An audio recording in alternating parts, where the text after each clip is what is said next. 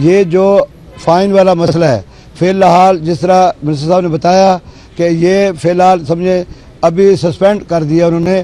اب چلان جو ہے کمرشل گاڑیوں کے جتنے کمرشل وہیکلز ہیں چاہے وہ پبلک ٹرانسپورٹ ہے چاہے وہ مزدہ ہے چاہے وہ شاہزور ہے چاہے وہ کسی بھی شعبے سے ٹرک ہے ٹرالا ہے ان کے چلان نہیں ہوں گے. اگر کوئی ہوگا تو اس کا فیصلہ ہم کریں گے. جو فائننگ ہو رہی تھی اس کی کچھ وجوہات تھی لیکن ابھی ہم اس کو سسپینڈ کر کے ان کے ساتھ جب بات کرنی شروع کریں گے ہم اس کو ریشنلائز کریں گے اور شاید کوئی ایسا مسودہ نکل کے آئے جو کہ سب کو قابل قبول اور انشاءاللہ نکلے گا. تو میں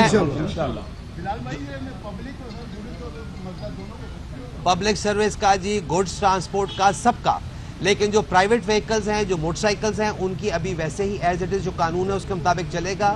نو ون ویلنگ نو ون وے وائلیشن. کوئی ہیلمٹ کے بغیر موٹر سائیکل روڈ پر نہیں آئے گا. کوئی گاڑی والا کالے شیشے لگا کر نہیں پھرے گا. کوئی ٹریفک کی وائلیشن نہیں کرے گا. اس کو اسی طرح ہیوی فائنز ہوں گے.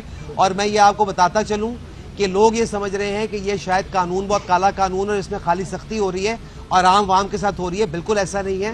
میں آپ کو یہ بھی بتا دوں کہ جتنی یہاں پہ سرکاری گاڑیاں ہیں ان کا فائن کی شرح ڈبل ہے اور وہ ان کے ڈرائیورز نے پے کرنی ہے وہ ان کے مالکان نے پے کرنی ہے.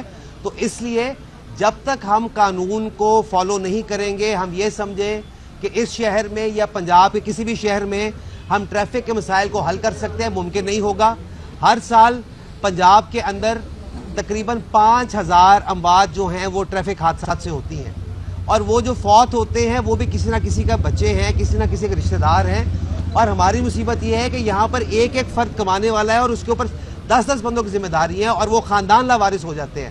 اس کے مقابلے میں وقاص صاحب نے بہت اچھی بات کی کہ پورے پنجاب کے اندر اگر آپ شرح نکالیں وہ قتل کی جو کہ دشمنی کی وجہ سے ہوتے ہیں تو وہ شاید 3000 یا 3200 ہوں گے یا 4000 ہوں گے. تو یہ اتنا بڑا والیوم ہے جس کی وجہ سے سختی کی جا رہی ہے نئے قانون لائے جا رہے ہیں. تو میں شکریہ ادا کرتا ہوں دوبارہ جو ہماری ٹرانسپورٹ ایسوسیشنز یہاں پر موجود ہیں جو اپنی مصروفیت کی وجہ سے نہیں آ سکے میں ان کا بھی شکریہ ادا کرتا ہوں.